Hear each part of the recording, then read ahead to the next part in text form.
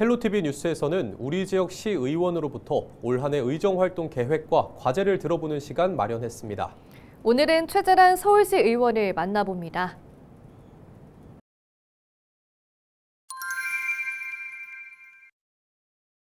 이승만 기념관 추진이나 그레이트 한강 같은 대규모 이제 오세훈 시장의 사업에 대한 제동을 좀 거는 데 주력을 했었습니다.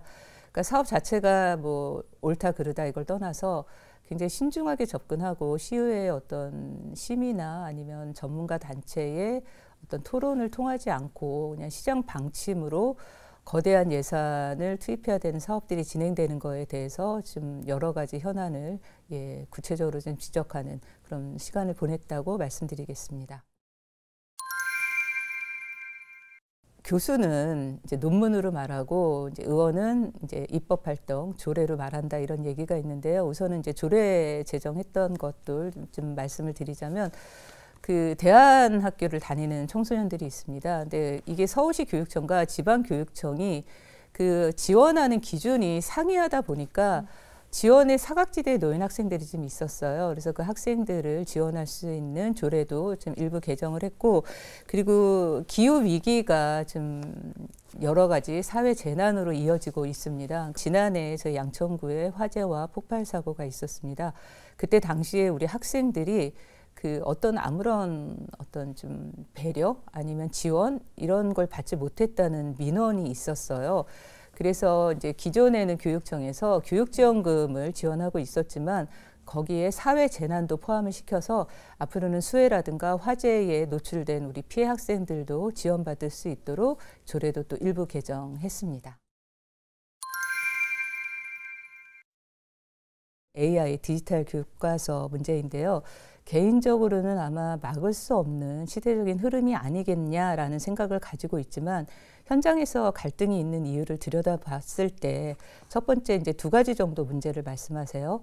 아이들이 디지털 기기를 과의존하게 될 것이다. 그리고 두 번째 문해력의 저하를 가져올 것이다. 이게 현장에서 보이고 있기는 하거든요. 그럼 저는 대비를 하자 이 말씀을 드리고 싶은 건데 그러려면 오히려 아이들에게 독서와 토론의 시간을 더 늘려주고 그리고 문화예술 체육활동, 야외활동을 통해서 우리 아이들에게 디지털 교과서와 이 교육을 병행하면 되지 않겠느냐 이런 말씀을 드렸거든요. 그래서 좀 교육 실상을 들여다보니 국어 시수라고 이제 저희가 얘기하는데 읽기, 쓰기, 말하기, 듣기 이 수업이 OECD 기준에서 저희 한국이 최하위예요. 그러면서 디지털 교과서 도입을 하겠다. 그래서 아마 이런 우려가 있는 게 아니냐. 그래서 병행하는 걸 준비해야 된다라고 말씀을 드렸는데 사실 서울시 교육청도 25년 예산을 들여다보면 문화예술 쪽 예산은 삭감됐습니다. 지금 여기에 대한 걱정이 있고요.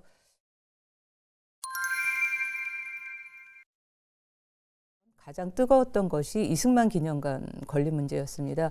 제가 여러 번 이제 강조했듯이 송현광장은 4.19 당시 그 인근에서 굉장히 많은 시민들이 죽거나 다친 곳이에요. 근데 거기에 이승만 기념관을 건립하겠다는 거에 대한 시민들의 반감이 굉장히 컸고요. 불교계 역시 크게 반대를 했습니다. 그래서 시민 의식 조사를 통해서 오세훈 시장에게 지속적으로 반대 의견을 개진을 했고 또 다행히 오 시장이 이제 그 송현동에 건립하는 의사도 철회하고 또 시민들에게 사과도 하는 것으로 이건 좀 마무리가 돼서 보람을 좀 느끼고 있고요. 또 하나는 우리 지역 현안입니다. 재건축이 지금 한참 진행 중이에요. 그래서 우리 양천구 목동의 이 재건축이 이제 전국의 기준이 될 거다 이런 생각을 개인적으로 갖고 있는데 재건축에 앞서서 목동 1, 2, 3단지 종상향 문제 우리 주민 여러분하고 같이 풀어냈던 거 정말 큰 보람이었고요.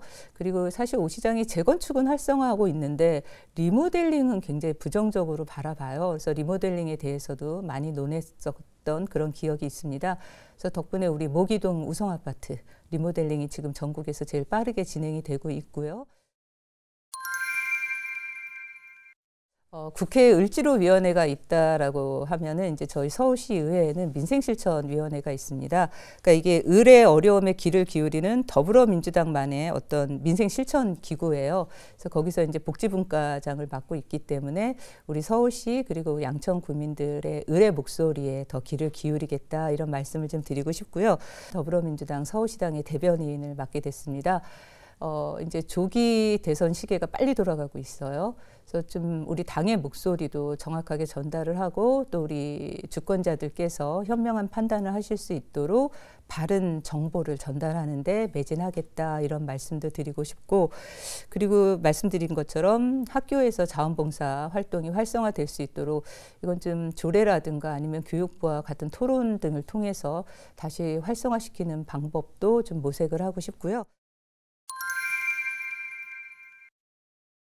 우선은 이제 시에서 활동을 하다 보니까 이 초선이 할 수 있는 영역과 재선, 3선이 할 수 있는 영역에 굉장히 큰 차이가 있더라고요. 그래서 우선은 재선의 목표를 좀 두고, 그래서 우리 양천구에 더 큰 힘을 실어드리고 우리 서울 시민들의 삶도 윤택하게 해드리고 싶다 이런 좀 개인적인 목표가 좀 있고요. 홈플러스 부지에 대해서 좀 고민이 많아요. 그러니까 지금 당장 매각하는 것이 과연 우리 양천구에 장기적으로 이득이 될까에 대한 의문이 있기 때문에 이 부분도 조금 더 좀 고민을 해봐야 되겠다 이런 생각을 좀 하고 있고요. 이제 후반기 교육위원회 이제 위원이 됐으니 우리 아이들이 학교에서 좀 더 안전하고 쾌적한 그런 환경에서 수업할 수 있도록 제가 노력을 하겠다 이런 약속 드리고 싶고, 그러기 위해서는 현장의 목소리를 많이 들어야 됩니다. 그래서 교육위원회 되고 나서 이제 우리 학교에서 학부모님들하고 간담회를 수차례 가졌거든요. 그리고 실제로 25년 예산에 우리 간담회에서 받은 민원이 대부분 예산으로 담겼습니다.